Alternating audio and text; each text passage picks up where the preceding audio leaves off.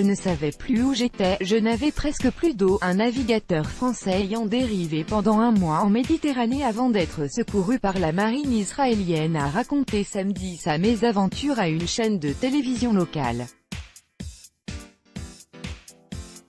Ce navigateur a été retrouvé jeudi soir alors qu'il naviguait radio cassé et sans gouvernail non loin des côtes de la bande de Gaza, territoire palestinien entre le rivage israélien et la frontière égyptienne, selon l'armée israélienne. Présenté par la presse, une chaîne de télévision privée israélienne, sous le nom de Jean-François Collat, il a expliqué qu'il était parti en solitaire de la région de Montpellier, dans le sud de la France, vers l'est de la Méditerranée. Quand je suis arrivé ici, les problèmes sont arrivés, l'informatique, le moteur sont tombés en panne et la chaîne de l'ancre s'est cassée si bien que j'ai dérivé pendant un mois.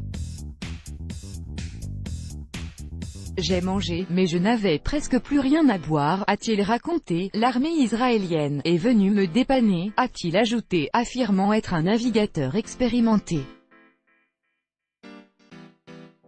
J'ai fait 2 fois le tour du monde, a-t-il dit.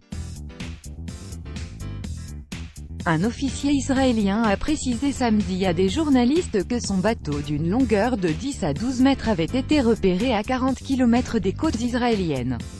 Épuisé et blessé, l'homme n'a d'abord pas répondu aux signaux lumineux et sonores d'un bâtiment de patrouille de la marine israélienne venu vérifier qu'il ne s'agissait pas d'une cible terroriste. Ce n'est qu'au bout d'une demi-heure qu'il s'est réveillé et qu'il a accepté son évacuation vers Israël, a ajouté l'officier.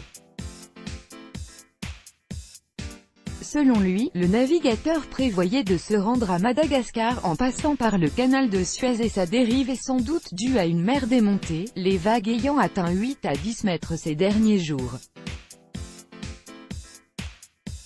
Le bateau a été remorqué vers une marina où il est en cours de réparation.